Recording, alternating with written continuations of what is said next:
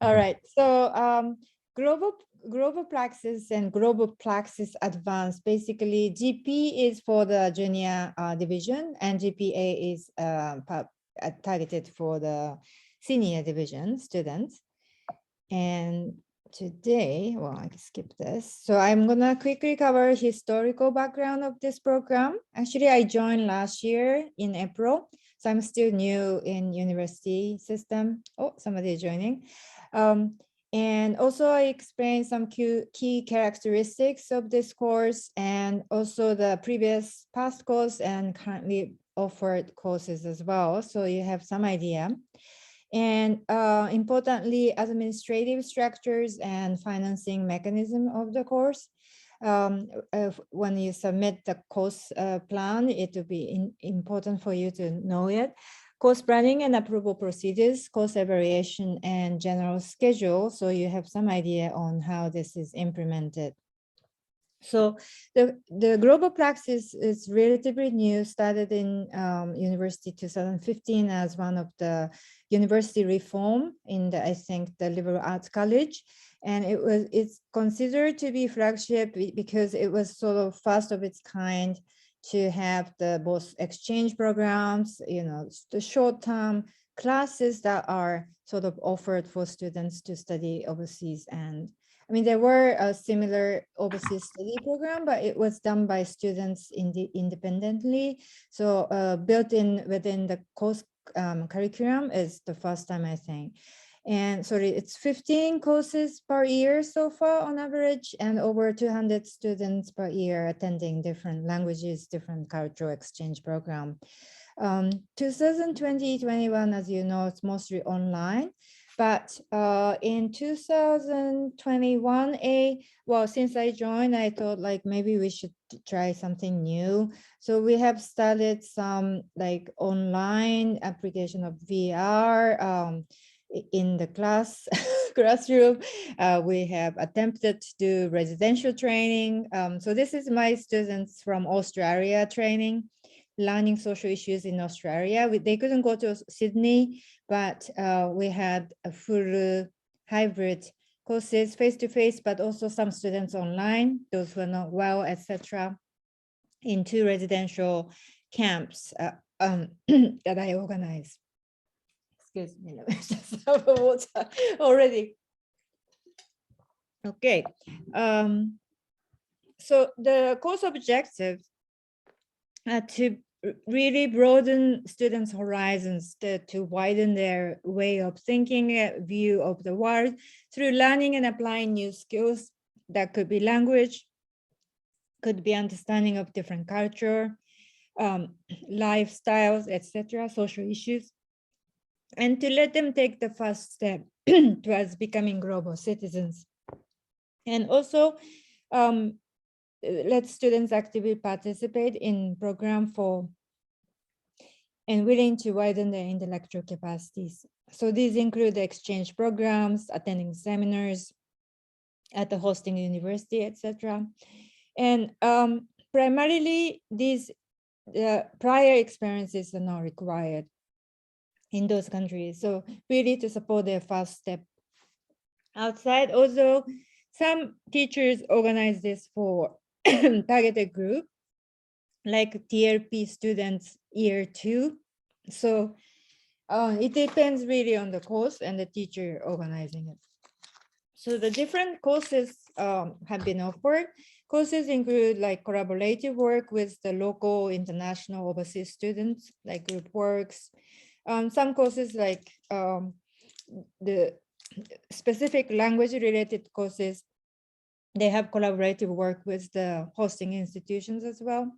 And like in the past, there has been a bilateral agreement between University of Tokyo and, for example, ANU, Australian National University, so that both this summer, first 2 weeks, students come from Australia, and next 2 weeks, students go to Australia. And both students attend, so they have together really strong bond. But unfortunately, after the COVID, this was not possible. Can I ask a very quick question?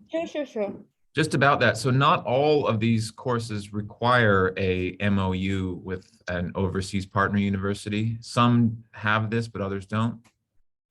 Right. So yeah, my understanding, for example, I'm studying new one this year. Mhm. And because I'm taking students overseas to new university, I have to have some kind of MOU. Okay. And I guess, but then I have like out of 3 weeks US program, first 2 weeks with the new university have MOU, but the third week is with the UC Berkeley, which is the strategic, University of Tokyo has strategic partnership at the higher Mhm. level. Mhm. So there is no requirement for some additional MOU or anything. It's just auditing of their course. I see. Just to follow up, if you don't mind, I'm hoping to do something with UCL in London, University College London. I have a colleague there, and I did my master's there and would like to see if we can't set something up. If an MOU doesn't already exist with UCL and UTokyo, is that something that maybe your office can support with, or is that all on the academic to arrange Yeah, new agreements? well, okay, so usually like I had another course with Australia and students took English training with the University of Sydney's English training course program. So we had sort of agreement as per their format. And usually my boss, which is also Global Faculty Development Programs overall coordination, is the Professor Ukeda, who is the head of International Cooperation Division Center. And so he can sign it off for that kind of agreement.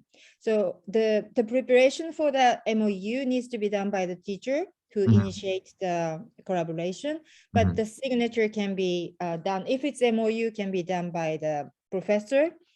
But if it is sort of like a bigger, I was told not to go for that, how do you call? Sort of international cooperation agreement that is higher level than MOU. Okay. If it's MOU, it's fine, but if it's above that, it has to go through different committees in the liberal arts college. So there's a specific professor who oversees the contracts contracts and partnership with other university. So before Professor Ukeda sign off, this professor check the content, whether it's MOU or whichever, and then she decides to sort of lift it up or just allow Professor Ukeda to sign. Okay, so just final question. The application is due on June 1st. Now, I assume this doesn't, the MOU aspect wouldn't need to be finalized or... No, you don't need to. At the point when you submit the course plan, you just need to mention this is the potential collaboration party. And there's a section that explains how far you are in terms of negotiation with them. So you can write about it. This is so and so. And then based upon that, we make a judgment. Because it's like, this is June and it's basically October and beyond. So we still have time to prepare. Okay, thank you. Yeah. So so number 3 is also in-country and hybrid courses, as I mentioned, with the online or VR or whatever that we offer, and courses which incorporate programs being offered overseas already sort of pre-existing. Like sometimes students join part of the master's level training as a big challenge in preparation for their future career. Sometimes the specific training that's tailored only for University of Tokyo. Case in example, my US program, out of 2 weeks, about 4 or 5 days, they actually attend master's level training together with the local students over there. And other days are tailored for University of Tokyo students. So that's the general course types. As I mentioned, cross-cultural students exchange using different modes. You see the students using the metaverse, using the VR headsets to experience the field exercise abroad. The first, actually, Japan-based program didn't exist before COVID, and when I joined, it was all online. So we thought maybe we could actually organize something, take advantage of being in Japan. So I organized one course that is learning Japanese, experiential learning of Japanese culture that was offered in English for U-Step, Peak, Japanese, any students were interested. So it was quite interesting experiential course as well. 2020, there are usually about these listed number of courses offered by different teachers. You notice the language courses, most notable one with TLP, French, Spanish, and German, and Chinese, Korean, and Taiwanese, as well as peace studies offered by Professor Okada. And unique one that is coming is the Italy program, and also Professor Kihara Han, she was a former UN colleague of mine. She offered international humanitarian law program. The last year I mentioned that those green ones were offered in residential format, so in Japan. And we had yellow ones that were offered throughout the semester. Sorry, number 9 was also throughout the semester, which I taught. Yeah, so and then the top one, experience in archaeology in Italy, is a very unique one offered by Professor Muramatsu. She has same field exploration, archaeology site in Italy, and I think this summer she is finally able to take students bring back students as well. And this semester in summer, as you notice, except for the one that is being offered now by myself, Global Health, Introduction to Global Health, which is preceding course before the US trip. Everything else is offered in summer, exception of UTSIP Kashiwa. This is the Kashiwa-based science laboratory internship program that is offered every summer. So you can see more or less similar name and number of courses offered. It's just to have an idea on how the courses offered. Experience at the museum. We had that bonsai workshop. We went to the bonsai museum and had special sessions there. We visited Hokkaido, learning this. This is Ainu, National Museum of Ainu. We had a field trip. So we had fun. That's what I wanted to show. Anyway, so important administrative structure for you to know is that we have just like GFD committee, Global Praxis Committee exists. And usually the director is rotational among 3 committees of the junior division: foreign language, social science, or humanities and natural science committees. And each committee's head or deputy, whoever is represented, is basically attending as members, if not chair or deputy. And deputy is represented from the integrated science, interdisciplinary science, and liberal arts committees of the senior division. And I'm the secretariat in charge of the program, as well as the administrative specialist who will soon be changing. So I didn't put her name, but we have a full-time administrative specialist who will be supporting the financing and coordination with me. Finance comes from the budget of this specific college, and not from the overall headquarter budget. And Global Praxis budget basically consists of education-related cost budget, the budget, and then Global Praxis student scholarship budget, which is basically actual cost paid against the travel and accommodation if it's occurred.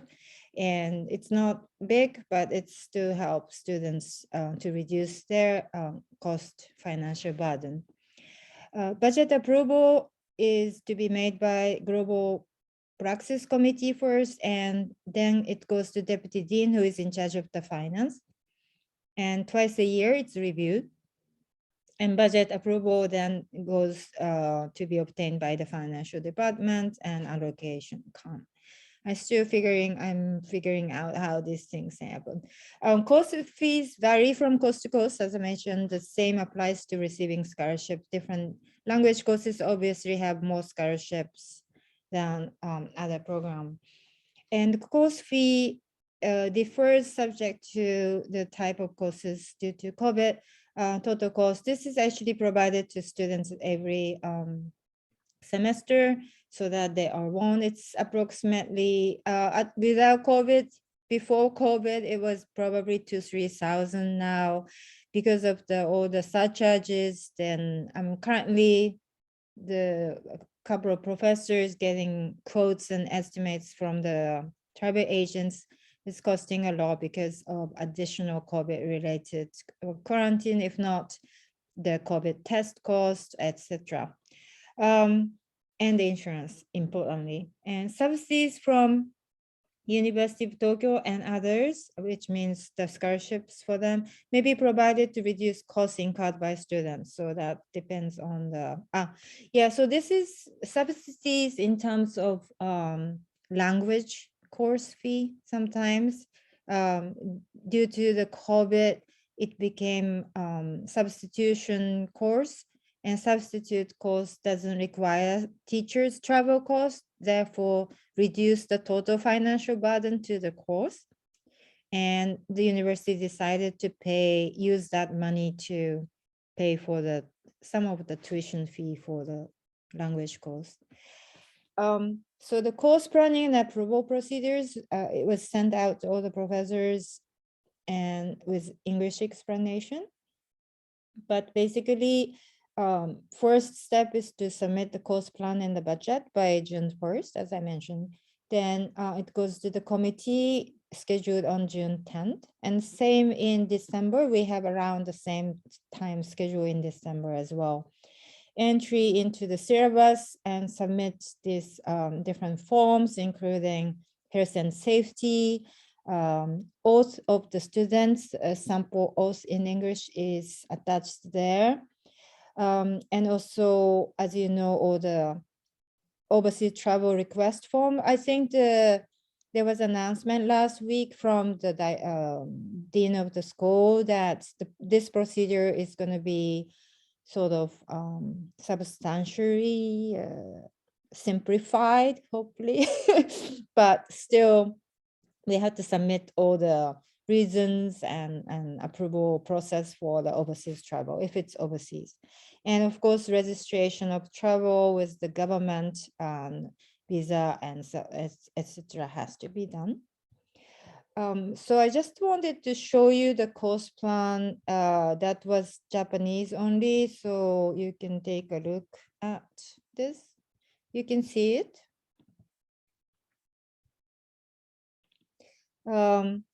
So briefly, it's course title, course location, collaborating institution, and usually it's 1 or 2 degrees depending upon the length. If it's full semester kind of course, then it's 2 credits. Responsible faculty name and contacts of also the partner institution. This is where you need to know at least their contacts and phone number and so forth. Course offering, whether it's the term concentration course or semester course, and you circle the months that you're offering this and specific dates you have. If you don't have, you can say mid-December or mid-February to mid-March, etc. Course objective, purpose, and styles, how you're offering the course, evaluation methods and course details, and course evaluation timing, as well as targeting of the students, whether you're opening up to USEP or peak or specific TRP students, junior or senior division. Sorry, I haven't translated the right side. Total number of students, if you have the max number, you would select from, and also if you have a collaborating institutions, students participating and their year and their numbers to be mentioned. sometimes some course, the responsible teacher may not be the one to take students. So language courses often have this situation. So specific teacher accompanying students have to be mentioned here. And status of coordination, this is what I mentioned, that you would describe where you are at in terms of negotiating and talking to the partner institutions. Cost per student and student scholarship, if there's any pre-existing scholarships that could be applied for this program, like my US program, I have Japanese government scholarship already secured for 20 students. So I mentioned those here. And if you require global Praxis scholarship to be applied to the students of yours, you mention here and the number so that we allocate the budget. Same for the total budget for the teachers cost, and sometimes TA may accompany you and TA's cost as well. Usually 10 students, if you are taking students to UK, for example, then 10 students, one teacher per 10 students. So you would require 2 teachers, not one teacher and one TA may be accepted depending upon how intensive your course offering is. So my case, 20 students, I try to budget for 2 teacher and 1 TA, for example. So the last question is global leadership program. They require every single courses to be open up as global leadership programs phase 1 course. So if you don't opt for that, you have to put the reason, but most of the teachers are okay with it. I'm okay with it, then I don't write anything. So so that's the form for your just.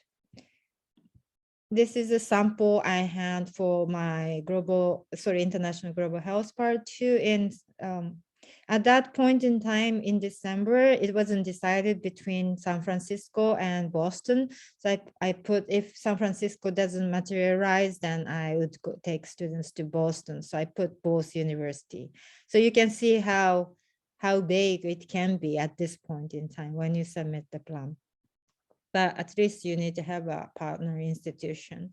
I put the partner organization, the course objectives, and some details of courses. You can see in English that what are the type of field work places and how many sessions, etc. So I had 90 hours sessions, therefore it became 2 credit course. And so that's pretty much it. Okay, so back to this. Sorry, what happens? Oops. Where am I? Really pass fail. I think nowadays the liberal arts college recommend 5 scale, so we encourage 5 scale, but still I think it is really up to the teachers. We don't control this evaluation criteria. Different teachers use different evaluation course criteria. That's up to the teachers. We don't have sort of third-party evaluation of the teachers as such, but we have a questionnaire for teachers to fill out, students to also fill out, so that we have an idea on how the courses went, so that those results of the questionnaire go into the final report every year. For you to have some idea, the general schedule is usually we have guidance in early beginning of the semester or concentration course in spring or summer holiday. We have it a guidance in May, June, and then application or selection process goes on, screening. And then by June or July, the final booking and payment, the cancellation fee applies as soon as we book. So we wait until we get the approval from the university, and then we proceed with the payment, and we get the visa, we depart, we come back, and we assess. And so one thing to note important thing to note about this course is because it's considered sort of first step for students to go abroad. I don't know, whatever the reason is, that the teacher has to accompany from the airport until Haneda to Haneda. So it's not like you can just ship them off and, okay, let's meet at the so-and-so university on so-and-so day. So there isn't the flexibility so far, but I'm trying to negotiate this year. Some students, my students are peak students and Japanese students mix, and they are everywhere in the world during the summer. So if they have to come back to Japan to go to US, for example, it's really cumbersome. So there has to be some exceptions, but I don't know if exception could be granted from the previous. And yeah, so another thing is this overseas approval process. As you know, university has since last year, October, that if it's level 2 in Ministry of Foreign Affairs, security status, for example, most of the US, UK, overseas countries are level 2 right now. For students, it's primarily not granted the approval, but with some conditionalities, and we are still trying to figure out what are those conditionalities. But basically, the training had to occur in person rather than online. What are the benefits against the risks? So we have to justify our field trip or the program as well. So that's the, yeah, it's written here as well. This is precautionary measures for overseas, for students mostly, but also teachers. The overseas travel insurance now with COVID is definitely must. For cancellation, supplementary insurance with which allow you to change the tickets, or some flexibility in terms of cancellation fee covering. Those are going to be really important. And yeah, as I mentioned, meet and dismissal at overseas not permitted. Drinking is not permitted. Okay, this is for cancellation due to the stage of the world affairs, security conditions, so refund will be made, but not fully covered. Even with the insurance, not everything is covered. But university, I have been discussing with university, and the one thing that became clear is that if the cancellation is not due to students' own responsibility, in other words, if sudden countries' border control system suddenly change and, we decide not to travel before we even depart from Japan, those cancellation fee will be covered by the university.